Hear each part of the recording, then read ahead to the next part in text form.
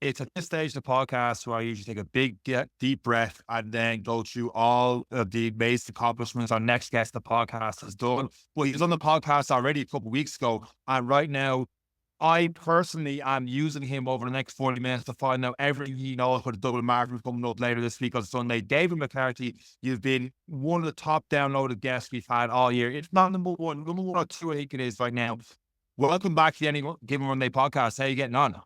Good, lads. Good. Hopefully now I haven't tired people out from listening to me, and they can actually stay listening long enough here to hopefully get some tips leading into the week of Dublin Marathon. I tell you what, David, like Sean's face right now, he is scared and he has done many marathons. You can tell by him. And like many others, there's a lot of people who are taking on their first one. There's a lot of people out there going for a PB. And there's a lot of people who are going to scramble for every last bit of medical advice, training advice, running advice, any kind of advice that's going to help them get to the start line. Where do we start?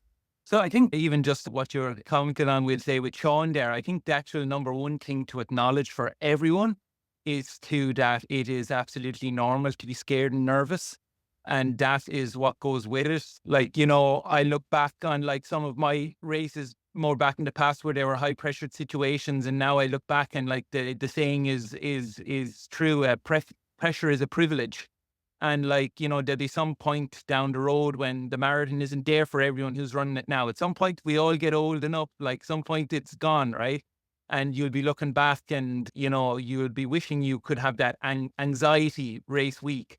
And I think that's what makes you feel alive. Like you wouldn't be doing a challenge. Like a challenge wouldn't be a challenge unless it came with some sort of nerves and anxiousness. But it's also important to know that like you can't not have that, but that it's okay to have that and just acknowledge it and then try not feed into it. So that's why I want to kind of speak about this too, is like, don't feed into like, don't get so wound up and anxious about it. Like have sort of triggers in your mind to be able to bring you down and keep you calm.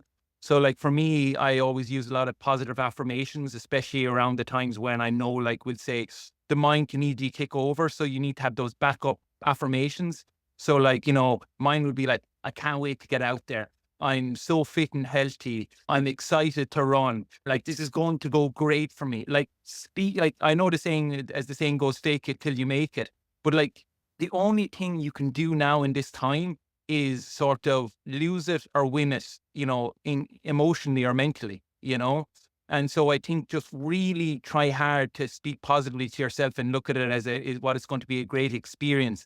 And I genuinely believe when you do that, I don't know whether you call it the law of attraction or whatever, but I genuinely do believe that like if you give that time to thinking positively about it and not feeding into the negative thoughts, I think it actually it works out well. So just from that point of view, I think it's just important that everyone knows that everyone is hitting the brick the night before. Like I had a lad on coaching run Copenhagen Marathon there a few weeks back, and he had a crap night's sleep the night before, and he was a little bit panicky about it. And he's like, "Will I be okay?" And I was like, "Did you see the Kipchoge sub 2 hour documentary?" And the night before, he didn't sleep because he was nervous. Like even Kipchoge, as cold as ice as that man seems in terms of emotionally, like in terms of being able to just be a rock on the start line, he too couldn't sleep the night before because he was anxious and thinking about the race. So if you don't sleep the night before, that is normal. It's all like try your best at the start of the week to sort of get as much sleep. And then if you don't start getting sleep or something like that, just don't worry about it. You're resting. And it's one thing that was said to me at the start line, probably when I was most scared, was the only difference between nerves and excitement is a big deep breath. And that's what everyone needs to remember is take that deep breath and see how it goes. Just relax. Get that heart rate down. Just breathe and enjoy it for what it is. So we're into this week as well. People are wondering, what do they need to bring? What kind of preparation do we need to do? Big thing and big topic that comes up every year is carb loading. What do we need to eat? What kind of key tips are we looking at now a couple of days out? Yeah. So like, I'm sure like the key too is not to change too many things, right? Like the danger is you change too much this week and your body isn't used to it. And then it gives a reaction that you don't want. Like trust yourself that you're ready for this. And like, I know we need to carb load and everything, but we also don't want to like drown ourselves in carbs that we feel like so heavy. And also too, we must remember too, like carbs made up of sugars as well. So like you don't want to be getting too much of sugar crashes and all that as well, you know. I just think keep everything normal. Majority of people will have done probably up to 30K long runs, right, leading into this, and they've hopefully learned a couple of tricks from that, how to get through. And like I always say to anyone, even that I'm coaching, if you're running 30K by yourself in training, you're going to be able to handle 42K the day of Dublin Marathon. Like that's without a doubt. So I think nutrition wise, just keep things simple. Like you don't want to be getting bad reactions. Like, so at the end of the day, I always say you are your average, right? You are your average. So like just do what's good, kind of like as what you have been doing up to now. And it'll be good, and more just look to rest this week. That would be the biggest thing. Try and bank up as much sleep as possible. Like figuring out places in life that you can deload. Obviously, like, you know, people have to work, but can you take a day off this week? Is that possible for somebody? Is it possibly to have less responsibility elsewhere? Just to make that effort to give yourself headspace more than you don't run into the weekend and next thing the weekend's gone ahead of you and you haven't thought about what you need to bring with you, you know? So from the nutritional point of view, in terms of race day, like have it broken down almost what you're going to do at least 2 days before, so you don't have to be thinking about it on the day. And I mean like just simple. What's your breakfast? What's your lunch? What's your dinner? Make sure you're hydrating the couple of days beforehand, but also make sure not to overhydrate. The last thing you want to be doing is drinking too much water before going to bed and then getting up all night long, going to the toilet and disturbing your sleep, right? So like we can also overhydrate and flush the minerals out of ourselves. So, you know, just keep everything. I think the best thing to do is, as you said there, take that deep breath, calmness now. That's basically what's going to help people here.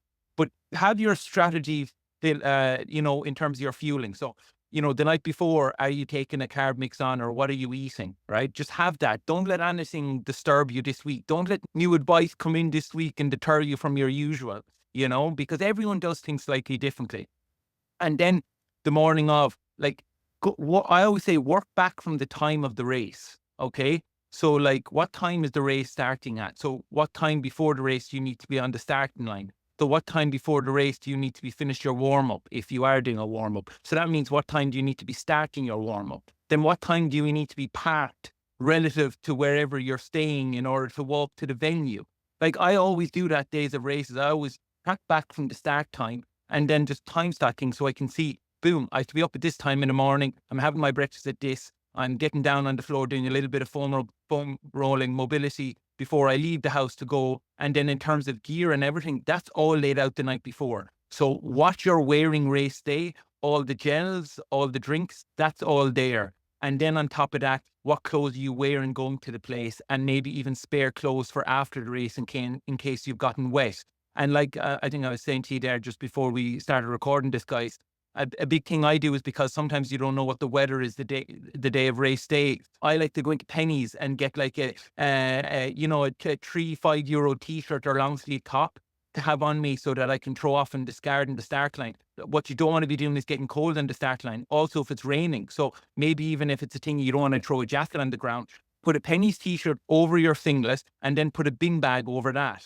And you're good. Yeah, and that's it exactly. And I think the all t-shirts, jumpers, etc., that are left at the start line, I believe, are donated to charity as well. So it is your way of don't be worried about it, because it does go to charity. It's a t-shirt that's been worn for 20 minutes, so it's probably the best t-shirt that's ever gone to charity as well. And the bin liner is a great one. A thick bin liner. Don't cheap out on your bin liner, because it will reflect the heat back in. It will keep heat in. It'll keep rain out. It's a very simple, effective way. It's a Halloween costume. We're doing a marathon at the end of October, so don't be afraid to do it. And it's a fantastic bit of advice that myself and Sean learned the hard way over a couple of years of the Dublin Marathon, is be warm on that start line, because depending on your wave, you could be standing a long, long time. Yeah, and like the thing is too, I always believe like the most important time in a race is how you start, where your energy, where your flow is. If you start into the marathon and you're starting stiff and cold, like there's not much coming back from that, you know? You've got to be in a place, like envision yourself. That first kilometer in Dublin is lovely, like, you know, the way you're, and like there's some buzz in it, right? Like what I say is envision how you want that to go and make it happen. Everyone, no matter what way the race can go, everyone can make that happen. So I mean in terms of mood, your happiness, your well-being, how your body is flowing, right? That before any time frame. You've 42K ahead of you to worry about timing and all that. But just make sure you get into a flow from the start and just like feel the rhythm, like take those deep breaths, because I think you still need to take those deep breaths over the first kilometer or two, because there is a lot of chaos going on around you. There's a load of people cheering. The field is quite thick and dense then, because everyone is starting. And it's very easy to get carried away with yourself and lose your flow, lose your rhythm. And then next thing, you're kind of going over, the first bridge, just down towards the Stony Batter. Yeah, the Liffey. And then you're coming up into a hill, like, as you're coming up there. And you're like, oh, Jesus Christ, I haven't even gathered myself here, and the race is into it. So just focus on yourself. That's the most important thing when the gun goes, and allow yourself to get to the Phoenix Park and still be chilled. For those starting the race and they have a goal in mind, and you're talking about settling in and stuff like that, where would you recommend, let's say someone's going for, I don't know, 3:30 or 3:40 or 3:50, whatever the time is, to see the paces and stuff there. Do you recommend them being just behind the pacer, just in front of the pacer, in the group, or do your own thing to get those first 3K and then just keep your eye on where the pace is and go run your own race? Or what do you recommend there? Yeah, so again, sometimes that comes down to kind of almost a preference thing. Personally, for me, I'd like to just get right in the pack. Just get right in the pack and, basically, hopefully reflecting any wind. So at least you're getting the easiest ride of it. And almost like sometimes I find, remember I was saying to you even the last time we were talking about like track racing, when you're outside of the pack, you almost think like you're always clawing on. There's that sense of clawing on to it. Now, for some people, they can't with their running form or the way they operate. They can't be in a tight bunch. They get uncomfortable and antsy if they're constantly watching people's feet around them. So if that's going to be stressful, just get out and just find a clear patch of road to run on and stick with the group. But the main thing is, wherever you are around that group you're going with, just remember that they are the pacers. You don't have to worry about the pace. So the only thing you think about in that moment and for the rest of the race as long as possible is stay relaxed, relax, relax, relax. Like, again, have those affirmations in your head, have those words in your head that you need to know are there for when the going gets tough, or even before it gets tough. So you're not trying to think about how you deal with this in the race. You know how to combat it when it comes. And just on that, in terms of preference, for example, my preference is to be about 2 meters in front of the pacers. I like to feel like they're chasing me for the entire 42K. And the aim of the game is don't get caught. And it does, because like me, I'm 6'4", it's a tight space. I've longer strikes and sums. So it's nicer to be out in front. But again, you will figure that out over the first couple of kilometers. You'll find out where you go. You have 42 kilometers to figure out where you like to be the best. But again, it's about making this race, an endurance race, as easy for yourself as possible, the straightest line as possible. And as you said, less wind and warmth in the group. If it's a cold morning, if it's a rainy morning, surround yourself with people. Yeah, definitely. No, 100%. So I think like that. And then I suppose a couple of other things just to think about even then, okay, still leading into the race, like what can we still touch off here before people even get to the start line the week off? Like, I know there's simple things, but like make sure the Garmin is charged. You know what I mean? Like, if it's not the Garmin, it didn't happen. Yeah. And also, like, I just say to people, be very careful if you're choosing to wear a new pair of shoes on the day. Like that you are running a risk with that, So even if you're only hearing this now and this was you, get out and run them a couple of times this week. Be careful that you don't wear ankle socks too low that they slip down and next thing the shoe is cutting you. Like all this stuff comes against you. Body glide, that anti-chafing stuff. Like all of that, like know what could potentially come against you. Like, like even if it's for like, it could be like nipple chafage, like don't forget your plasters. Like all of this stuff like is the stuff that will come at you at the end. So again, just like have a list of things that you need on race day. So you're talking about your Garmin, your nutrition, your racing shoes, your racing kit. Are you wearing a hat? Are you wearing sunglasses? All of this stuff. Just have all of that laid out, because the last thing you want to be doing is like getting to the car, putting on your gear, and you'll be like, I forgot this, Yeah, and for those who don't know, and we see everyone with the red waterfalls coming off their chest crossing the finish line. Yeah. The nipple chafing, particularly if it rains with the sweat, is really, really bad. Body Glide, as you mentioned, you can get in most major triathlon or running shops. It's basically like a wax, pretty much the best to describe it. In between the thighs, you know, anywhere it's going to run. If you're going to wear a sleeveless like Sean, underneath the arms where it's going to chafe off the t-shirt, and the nipples. And even I would say if you have an issue with the nipples, I would like even be like the Body Glide, because I wear the Body Glide. I have to wear it like for split shorts. I get it the whole time. Like once I go over like 15 miles, like I even can get it sometimes at the end of a run, even put it out. So sometimes maybe it might be a thing of wearing the half tights, but with the nipple chafage, sometimes I know just friends that I've chatted with, I'd say, oh, would you not use the Body Glide? And they're like, no, it'll wear off by the end of plasters, you know, that kind of way. Just again, it's making sure your gear is right and ready for it, you know. And like that, no, like if it is shorts where you end up getting some chafage and stuff like that. There's a lot of different types of stuff on gels. First of all, where do you recommend running belts to carry all the gels? Do you do it in the pocket, or like what way would that happen? And then during the race, do you have a particular point, like some people say you get through Stony Bar first gel there, or maybe halfway to the Phoenix Park first gel there, or is this more an individual type thing, do you think? Yeah, well, so I suppose as regards with carrying the gels, like you've only one option if you're not an elite and you don't have anyone to hand you anything out in the course, right? You have to carry the gels yourself.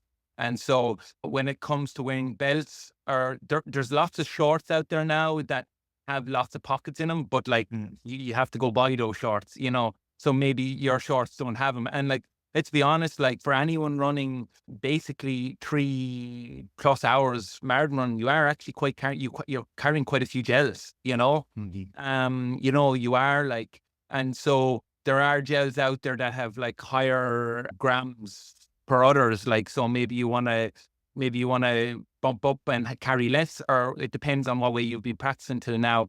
But definitely, like, you know, if the belts are comfortable, whatever is comfortable in you, like, you know, that it's not bothering you running, you know, that's the main thing. The other side of it is if you are lucky to maybe have support out in the course there, that people can hand you something. But what I would say about that is, like, you also can't rely on that either, can you? Because maybe somebody doesn't get to a point, or maybe you miss them, or maybe there's so much carnage in an area that you don't even hear them. So that's also risky. But maybe what I would say is, like, say if you really felt like taking on a liquid, maybe that's something you might want somebody to hand to you, you know?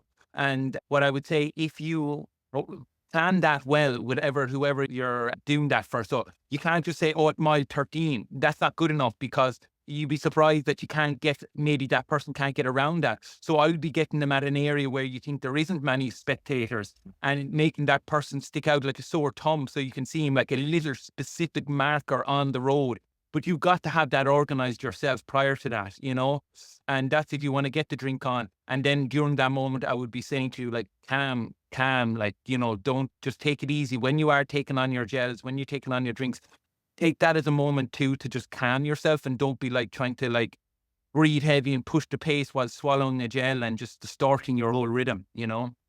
Two good places as a spectator that's followed and tried to run after Sean on a couple of occasions. As you're coming out of Dolphins Bar and up towards Crumlin, tends to be quite a sparse group. As soon as you cross that half marathon point, you will start to find yourself more open on the track. And you will start to see people left and right if you have the energy to. It's a great place to do it. Yeah. Pick landmarks like gates in and out of the park, or 100 meters beyond, so you have a reference point. And it's just great tips if you're going to have people meeting you. After you get through Crumlin and maybe a little bit beyond, once you're getting past UCD, you're not going to really meet anyone if they're going to be at the finish line for you as well. So just think tactically about because a lot of road closures, it's hard for spectators to get around and get in. So it's just one piece of advice. That halfway mark, if you're looking for a top up of anything, is a really, really good place in our opinion as well. It's just a spot to look out for. Yeah, definitely. And then just we're saying, like, for people, like, people are going to be traveling all over Ireland for this, you know. So that means, like, probably majority of people are going to be trying to stay in Dublin the night before, you know. And so also with that, like, is like timing, like, don't leave things to the last minute, like, just give yourself time, so you're limiting stress as well.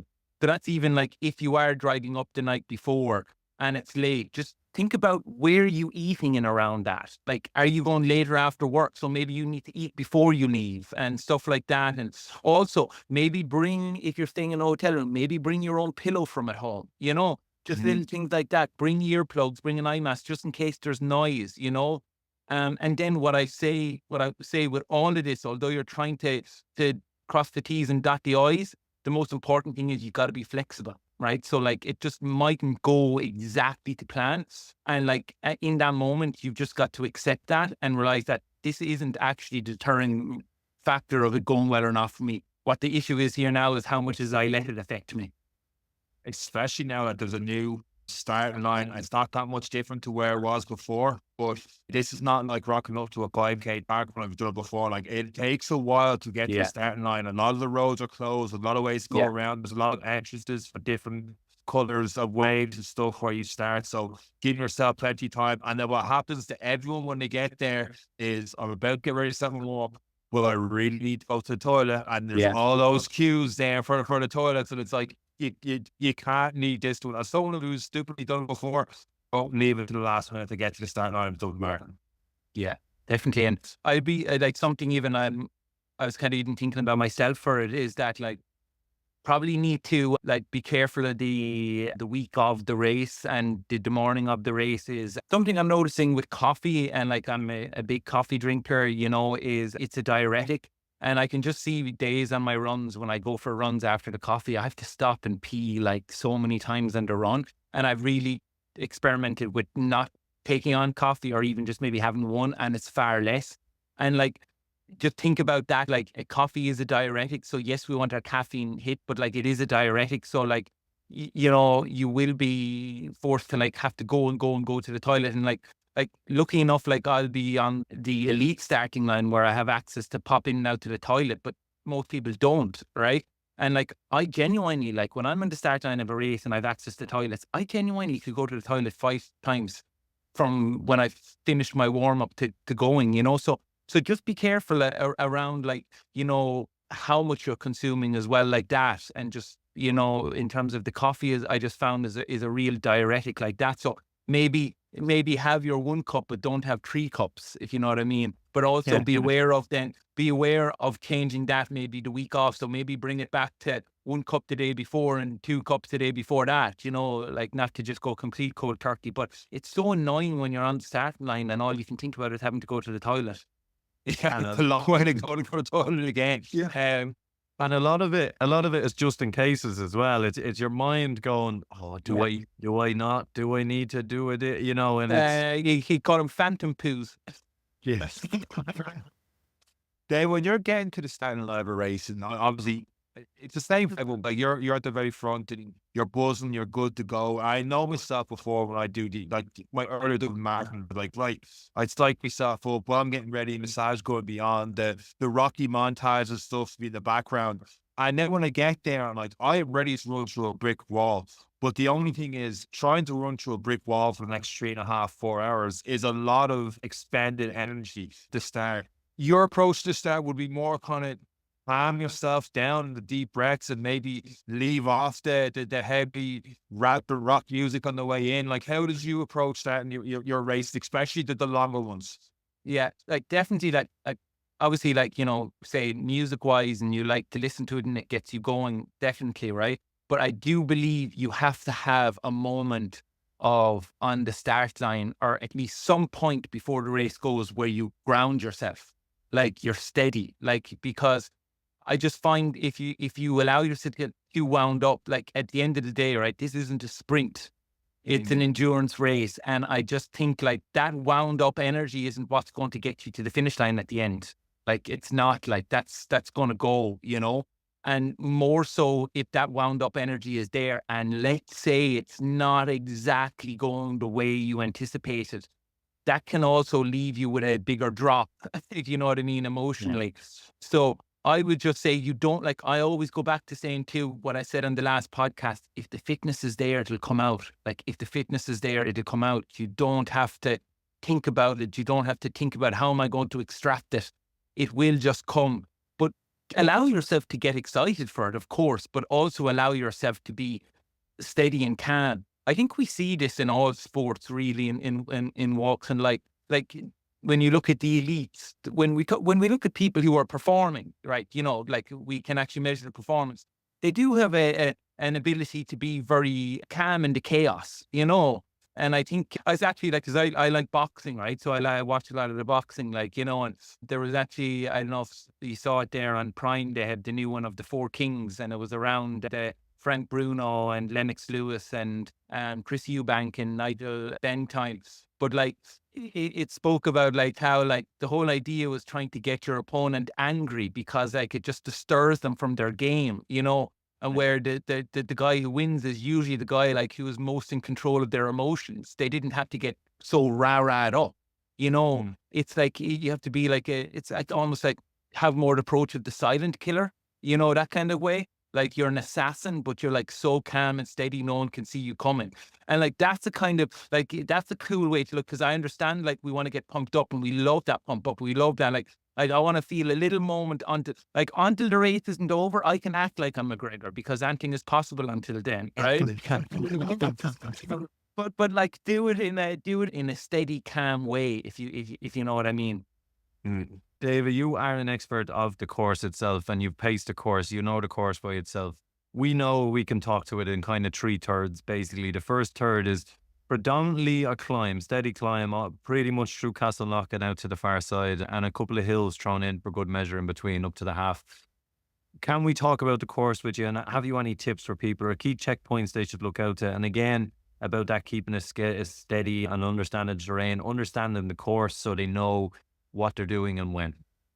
Yeah. So obviously, first of all, like, know the somewhat the lay of the land. So obviously you have your Dublin map, right? And you can kind of get an idea, like if you're looking at Dublin, you can kind of say, okay, at this mile I'm in the Phoenix Park, at this mile I'm coming out of the Phoenix Park, I'm here at halfway, and at 20 miles I'm at 15 miles, 20 miles. So kind of have an idea of like almost where you are, because like sometimes, like, yes, we perceive the distance of something through like the mile markers, but at the end of the day, we actually probably more perceive it in terms of where we actually are in the city.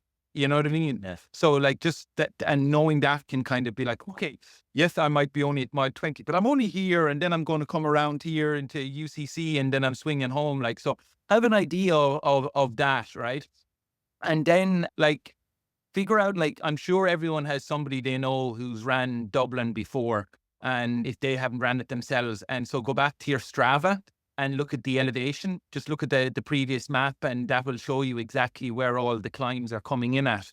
And then, like, I suppose, like, as you see, like, we're saying, yeah, it's kind of pulling up to the Phoenix Park and pulling through. And then when you get out of the Phoenix Park, you sort of, you're dropping back down as if you're going Chapel Lizard direction, but then you come back into the park, you're dropping down. And then you come out of the park and you're passing like kind of that Denore Harriers around that area, right? Yeah. And then you go left over the bridge there, and then you meet this hill. Like, is that about 10 miles, is it, I think? Yeah.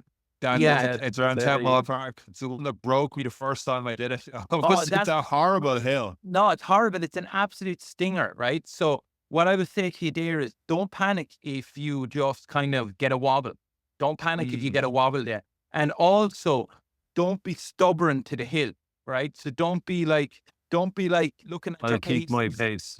No, don't do that, because like you got to run the course. Like I always say, like, somebody says, "Oh, I'm going to run the marathon. I'm going to run 5 minutes per K." I said, you're not going to run 5 minutes per K for every K of the marathon, right? Like, so like you've got to be flexible, like that. And also you got to read your energy. You got to be like, ask yourself when you're pushing up this hill, okay, like realistically now, ask yourself, like, are you good when you come off this hill to keep running on and still have over halfway to go? Like, just ask yourself that, like, because at the end of the day, you should, you know that, like, and take moments of breathers. Like in the marathon, you can go through a lot. Like, you can go through tired patches,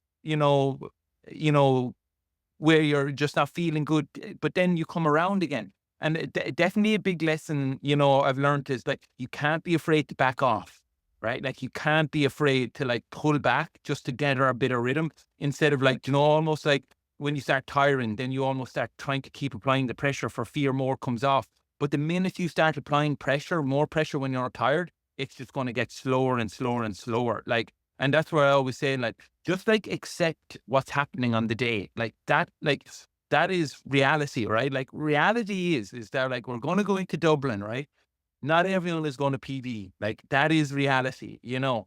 And so it just depends what's there for you on the day, like, you know, but I do think, you know, if you just stay relaxed with it, yes, have your marker splits. And I think that's another thing we talked about the last day, is not getting caught up in the K split versus like have your markers on the course. So they have, correct me if I'm wrong, but like obviously they have all the K markers on the course. So basically, like I would have my 5K, 10K, 15K, 20, 25K, 5K splits basically. And what I would do even with that is I actually like, because I'll probably end up doing it with the women with pacing them, is I'll probably write it down on my hand. Like they'll have, like I'll have a set pace that I'm supposed to be going at, right? Now, like, as I was saying to you last year when I did it, my watch gave me an average, because I only paced them to halfway last year. My watch gave me an average pace of 5:35 or 5:34 last year. But when I actually got to halfway, it was 5:39 pace, you know? Yeah. So like, that's something to be aware of, that like, if you're going off your own splits and you think you're on pace, you're probably not, like, you know? So again, we spoke about the tangents. We spoke about 42 kilometers is a long time out there, that like, if you're not exactly running on the correct line, you're adding on time and you'll be pushed out by the amount of people in the race anyway, you know, the depth of it. So like, go by the markers on the course, and like, I would allow yourself every 5K marker, so you're not being overfed with information. That would be my advice. And just be flexible, and know that you can come out of it too. You can come out of tired patches. And there's one thing as well on Garmin's and certain watches, you can change the interval of the ding. So for me on marathon day, I change it to 5 kilometers for that very reason. One, the ding reminds me it's time for a gel in my case, because that's how I like to do it. And it's an average over 5 kilometers, because in the first portion we're climbing, in the second portion there's descending, and it's to see over the last 5K, how am I looking? Because it is a very, very long race. So it is another little tip and trick. And again, don't be panicked. The marathon is about a second wind, third wind, fourth wind, probably a fifth wind. So don't be afraid to slow down, take on nutrients, take on the extra drink, you know, and slow yourself right down to take on the extra nutrition if it's needed, because in 10, 15, 20 minutes time, that will pick you up at some point. Yeah. And exactly, Eric. And sorry, and just as you were speaking about the nutrition there, I didn't fully answer your question there before when you asked Sean as well, is in terms of when should you take things on, right? When should you take gels on, or that, you know, is it every marker? So like, by now you'll want to be kind of comfortable with your plan, you know, week off, right? But what the biggest thing with fueling in the marathon is you're trying to keep yourself fueled, not allowing it to drop, right? So like, I would be taking, like, I just give an example. The elites are running for 2 hours to 2 hours and 10 minutes, the men, right? They roughly take on fuels every 5K. So the elites will have a stand every 5K on the race to take on fuels, okay? But if you break 5K down for them, you're actually talking 15 minutes, right? Like roughly, right? So that now, also, so disgusting. Yeah.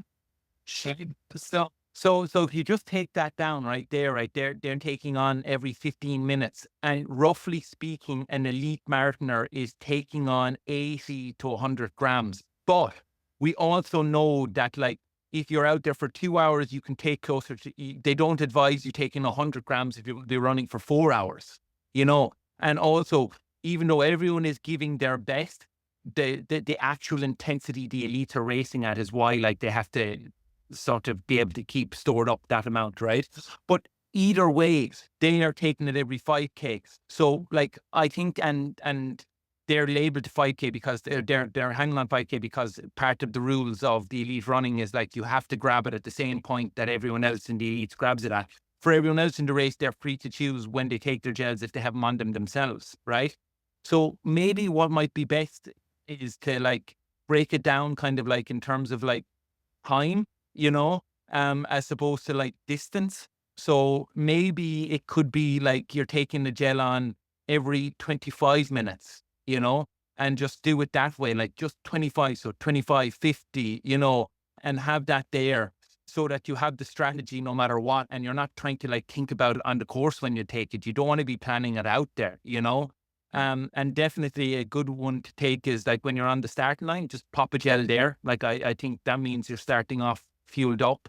I would always like, yes, I might have my carb mix tomorrow now, but I'll just pop a gel on the start line. And then that means then I take my first one then at like 5K, or it'll be 25 minutes. So the whole idea is that you cannot increase your energy levels back up during the race, but you've got to minimize the damage of it from the start.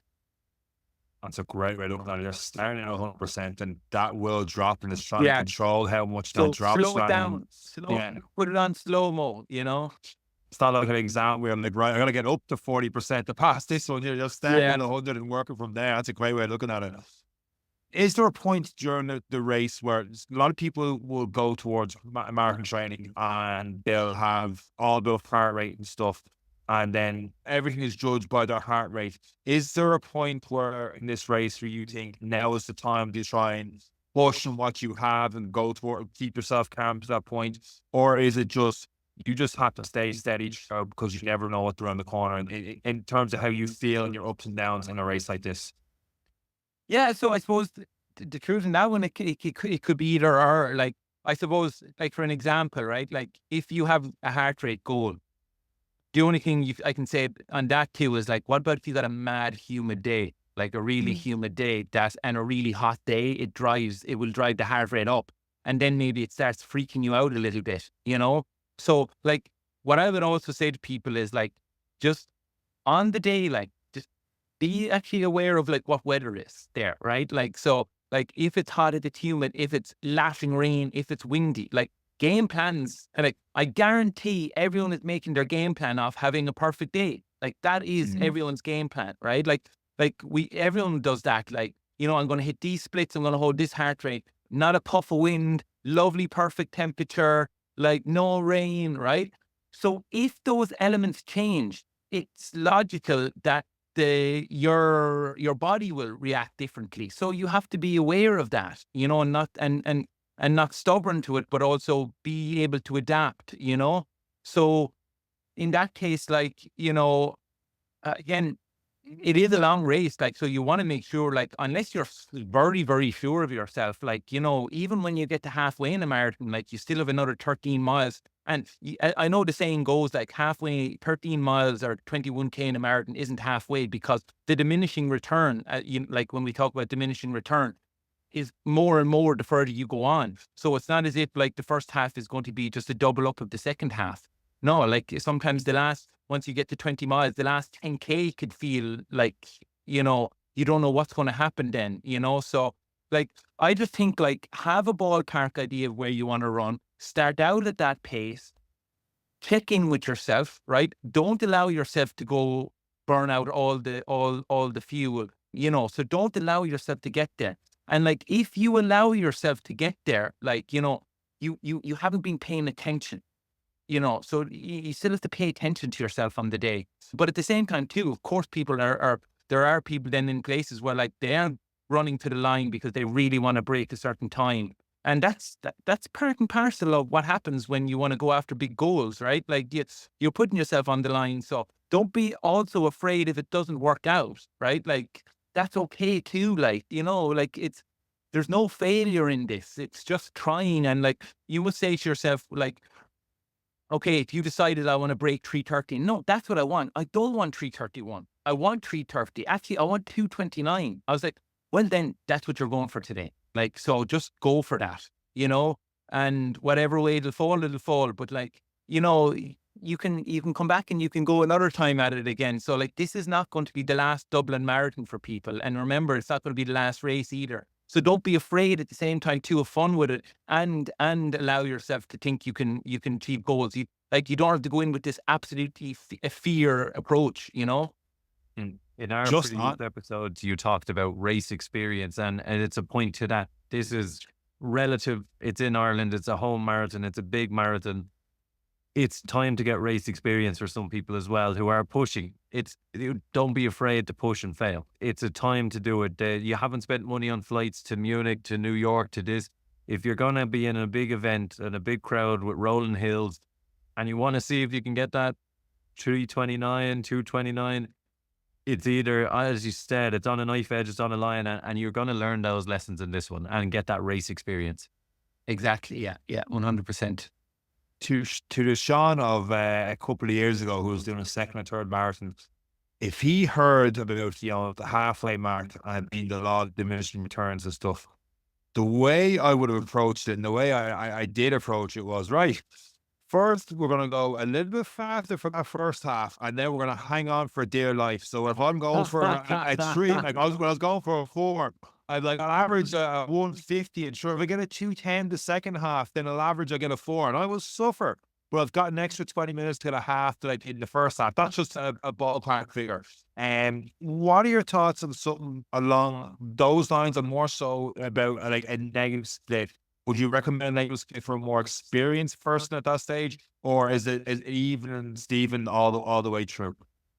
Yeah, that is a good question, to be honest, because I sometimes think about that, like with my people that I'm coaching who are running Dublin as well, and that, and I think negative splitting is something. I feel you have to have a lot of experience with it to negative split it, because you really have to know kind of what you're capable of doing, and also, I feel like for majority of people, it's really going to end up coming down to like putting one foot in front of the other as you come closer towards the end. Do you know what I mean? Like there probably mightn't be a huge amount of energy there to pick it up.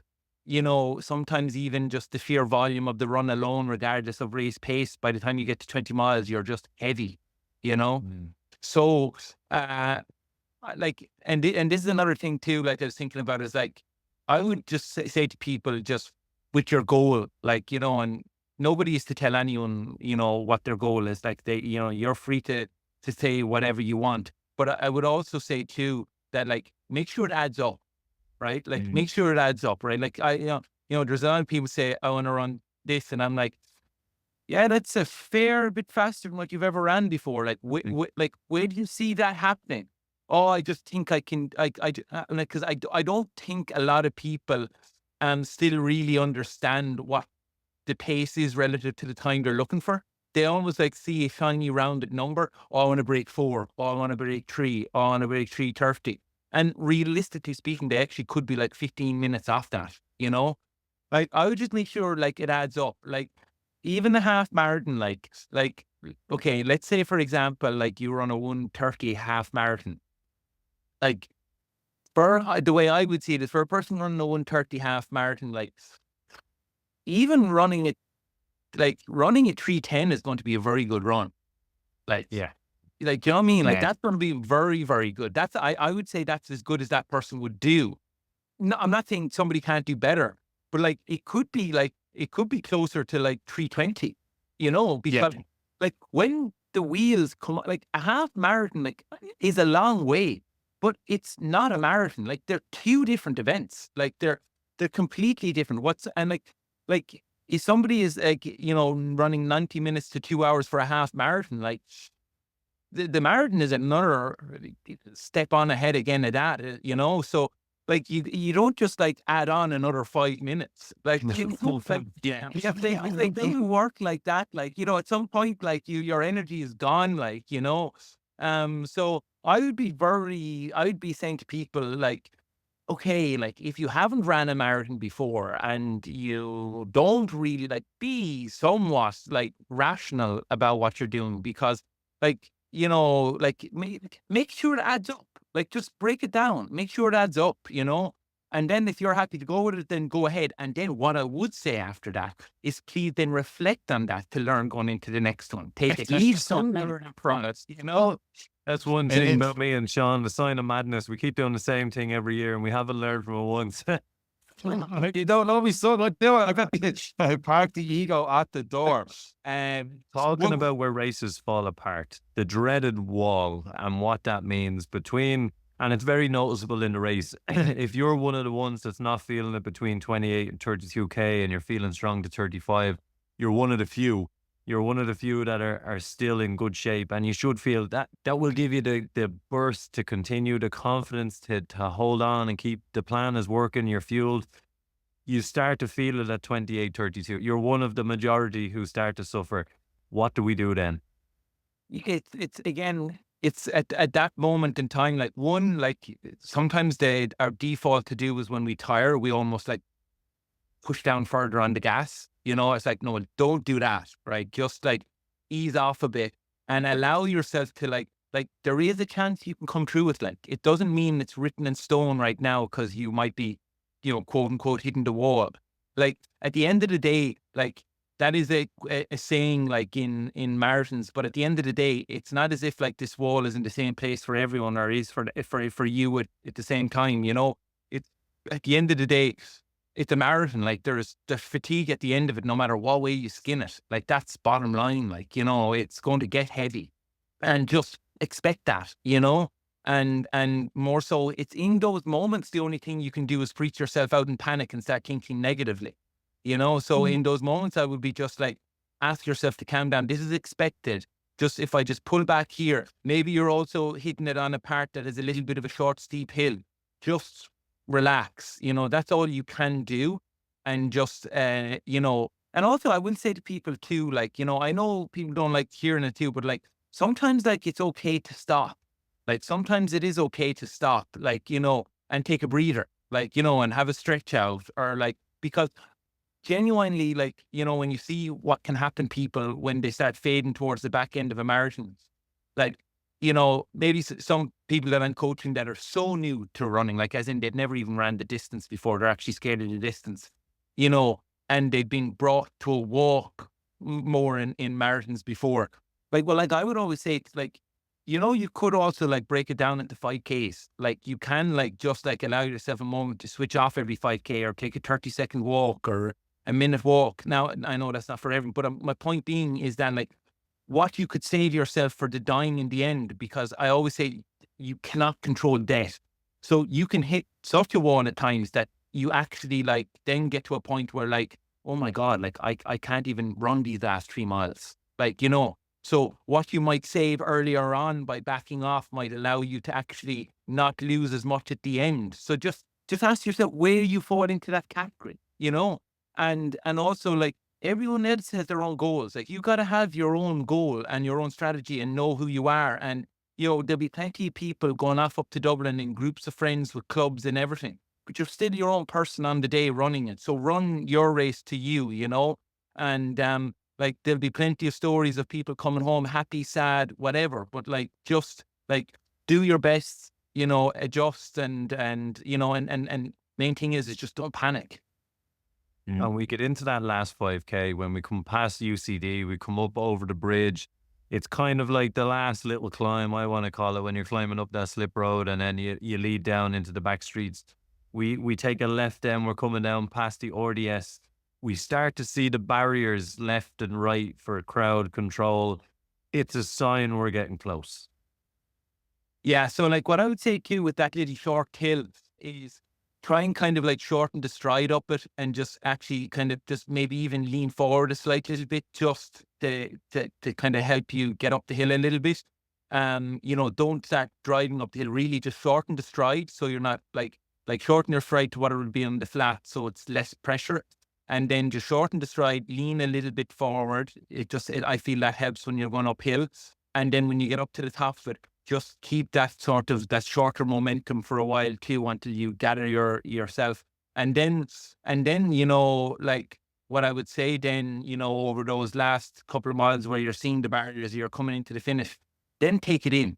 Like, take it in then. Like, like really, truly, like you're there. Like so like make sure you absorb that last 2K to 1K, like, because that's what you're going to be thinking about when it's over. Because once you run down that last 1K, it's over. Like, so really, really just take it in and feel the crowd, because like, you're running down the same crowd that the winner of the men and women ran through. Like, you get to experience all that, and everyone is shouting for everyone out there. to just, because of like, they're just acknowledging people, putting themselves on the start line and going through it. So, and remember that too, when you're getting up that little hill, that finish is coming closer. It is coming closer. But the main thing is to enjoy it, and also enjoy it. Like, enjoy it at mile 13. Like, keep saying to yourself, you want to be out here, and I keep going back to that positive self-talk is really what's going to make the difference. Yeah. Or you signed up for it, so you may as well enjoy it. We get down to that turn left after the Tesco's there. It's just 3K of the crowds building and building and building. And that's what I talked myself through. And they had last year, he was first on the big screen there, the Irish Live screen there around the 25-mile marker maybe. And then after that, it really starts building. I think it's changed a small bit this year. As I look at the map, there's a small little turn left and right or something at the very end of that. They changed the start and finish. But still, the crowds are still building towards that point is going to be phenomenal. Just take it all in. No matter if it's your best day out or not your best day out. The feeling you get of crossing a finish line at a marathon with those crowds that so very few of us experience in any other form, like just having that many people around you, like it is a pretty cool thing. And just take a minute to acknowledge you did it, take it in when it's first or fifth or whatever. Like, no, 100%. And I think, like, to go through the whole experience is you have to be a warrior. Like, it's 42K running. Like, it's like, I'll put it this way, like, I've actually only once in my life ran for a marathon. I was pacing a friend in Cork, but like up to that, I haven't even ran that distance myself, so like that's a hell of a distance, and like times aside and everything. And I know sometimes we can call times, but like at the end of the day, like just getting out there, running it, racing, like that's the achievement. And like, even when you come away, like when you cross the line and you're absolutely battered, like part of us like also did it for that, like, like, you know what I mean? Like, I put myself through that, and like, maybe for then 10 minutes afterwards, you can actually relax. Dave, it's not encouraging to hear you've only done it once for me. When you do go through a race and you have pushed yourself to that limit, is there any particular advice you give to your runners and stuff about, I don't know, taking 10 minutes to stretch or getting fuel into you straight away? Because me and Eric are the not smart. We go the toners for like straight the toners. Like, I get to the stage, I'm like, okay, some of you can see me to finish, but some of you have to be at toners and make sure I have a seat to sit down there and enjoy a couple of pints. Yeah, no, I think like when you eat whatever you want when you're done, it's done then. So whatever you're feeling, obviously get something into you. Now, sometimes it can actually be hard. You can actually be a bit upset in the stomach that much that you don't feel like, but even just getting a banana, I think, whatever they're handing out there, or like even a bit of a sports drink in, just to like fuel up, because you completely depleted. That will help recovery. Like, remember that, like, you have to recover from this now, like, so I mean, even like, let's say if you had family members are there, let's say you just had a protein shake made. Do you know what I mean? Just a protein shake or a carb drink. It's like, I know all the work is done now and it's over, but look, just throw that into you and it'll actually just help with recovery. You know what I mean? And then go and eat whatever you want, to drink whatever you want for the rest of the day. And then what I would say is, just in the coming week or two, a couple of things, like whether you're somebody who plans on kind of getting back into training again soon after, or you've no intention at all, just remember that your last run, you've absolutely smashed your body, and that, like, there will be savage, fatigue there and muscle damage done, right? So like, just think the next week a little bit about things to promote recovery, whether it's like organizing a massage, whether it's going to the pool and sauna, maybe just spending a little bit extra time phone rolling mobility. Like, pay attention to how your body feels, because like, don't kind of go into do nothing for weeks after, leaving that residue in there, so try and bring the body back like afterwards, because what'll end up happening is when the motivation comes back to do something else, your body will thank you for it then. Speaking on that, a lot of people are going to get the text message pretty much as they cross the finish line. They get do you want to buy next year's before we tell you your time this year? Message from Dublin City Marathon. What advice do you have for people who are going to cross that line and have that potential to have no motivation to get out again? The winter is coming in, we're cozy, we're comfortable, we're relaxed. How do we best progress ourselves into keeping that fitness through the winter and keeping a good base that we can project off for the new year? Yeah, well, like, everyone after hard races like that are going to go through a little moment of deflation and lack of motivation. But like, you've put in a lot of work. And like, again, when I was on the podcast the last time speaking with you, like, I just sometimes, like, it kills me seeing people put in so much work for one race. And then if it didn't go well, then they throw the hat at it. I'm like, oh my God, like, there's more for you to be got there. So like, maybe back off from the marathon for a while and like think about like we all need goals. Like, what motivated people over the last number of months to train was Dublin Marathon. So Dublin Marathon was the motivator. And like, ask yourself then, like, do a bit of a reflection on the race afterwards. Okay, so why didn't it go well? Like, and if you don't know why, maybe also like seek guidance as to why. Because I know a lot of the time when people come to me and ask for coaching, and like the first thing I do is go back with like, okay, where are you coming from? And like, I can discuss with them as to like, oh yeah, but like here you were doing this and you were doing that, or you weren't doing this. But they wouldn't have had an idea of that because they didn't know. So find somebody, whether it's a club member, a friend, maybe somebody who actually knows, and just kind of get a bit of guidance to, okay, why do you think it might have gone wrong for me here? Because if there was areas that did go wrong, that in itself provides motivation for the following year, as then, oh no, there's actually ways for me to improve here, And then I'm a big believer in like, like, I genuinely think like, if you could actually make some sort of a running plan between after Dublin and Dublin of next year, you're going to have a better chance, because I'm a big believer in you are your average as opposed to a 3-month marathon block, and ask yourself, is this all I have done? Is these 3-month marathon blocks? Have I actually not trained from one year to the next? Maybe that's the way to go, but bring the intensity and the pressure of it down, but train over a longer period of time and have other goals in the cards, whether it's, 5K, like definitely bring it back down. Like, so half marathon, 10K, 5K, maybe try and figure out, can you improve your 5K over the coming months and find races that excite you, and set it up. And then maybe if it's, you have already a training group, you have people to run with,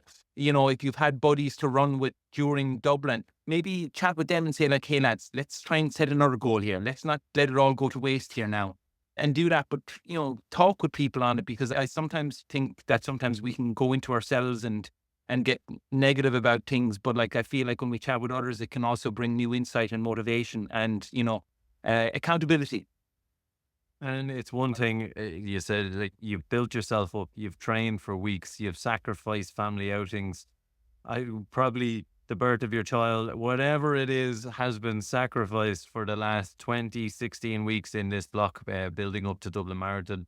Families are excited for you. Everyone's excited for you. It's a shame to let all that go and not continue the benefits and the good sides you've gotten out of this run.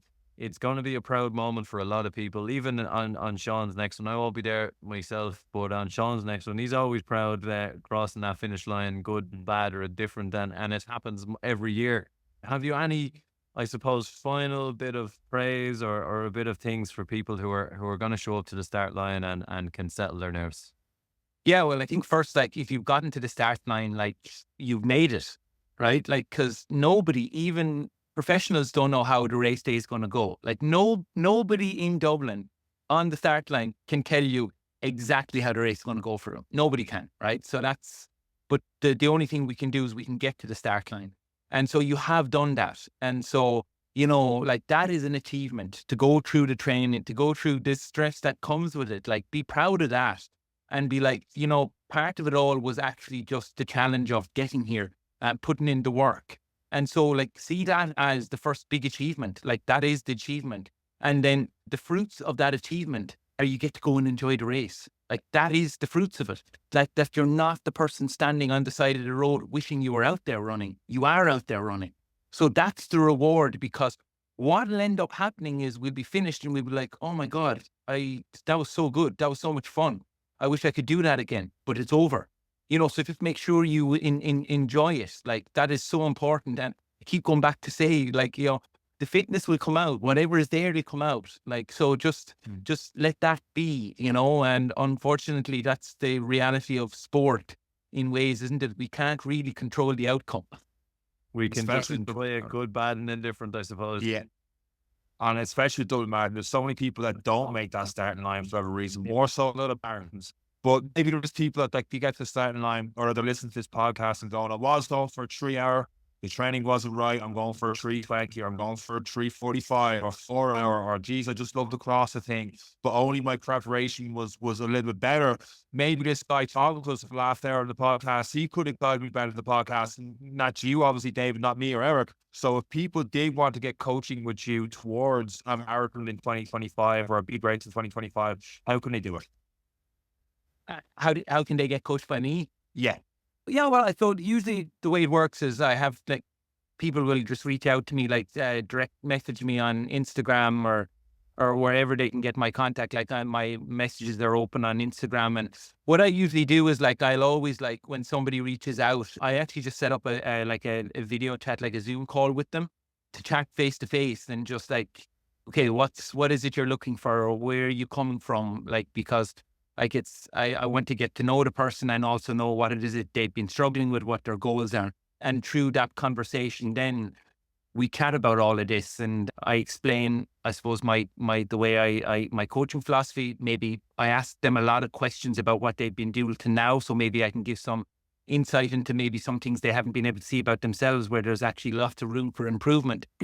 and then we take it from there. And then if they're happy to go ahead and I'm happy to go ahead, then it's just the start of a relationship from there. And no better way for people to keep that motivation going after a race is to get in touch with someone, is to take note of what they've done, reflect on what has been a brilliant race. From us, this is a fantastic weekend in the calendar. It's a weekend that's been in so many people's calendars for years. For some have got a ticket in the last couple of weeks. For some, it is absolutely brilliant. But we really do wish you all the very best on this. It is a marathon. At the end of the day, there's not many people who do it. There's a lot of people that say they want to do it. And as David has said, the start line and being there and putting yourself forward and knowing what's in front of you on that morning is something to be proud of and do when you go through each kilometer and every mile that clicks by. Be proud of it. It's another step closer to that glorious medal that's up for grabs this year. So make sure to cross that finish line one way or another and get a medal deserved, whether it's a good race, bad race, or indifferent. It's a marathon, and it's Dublin Marathon, and we're all so excited for it. And on that note, this was supposed to be a half-hour chat today, but you've over-delivered this. So I can only imagine how much you're over-delivering our coaching as well. Thank you very much for this. I'll take a lot on board myself, a lot of notes here myself on Sunday. Hopefully it was helpful. Absolutely, 100%. And on that note, thanks again. Best luck to everyone doing the marathon that's listening. And that's it for this week's episode of the Any Given Runday Podcast. Myself, David, and Eric. Take care.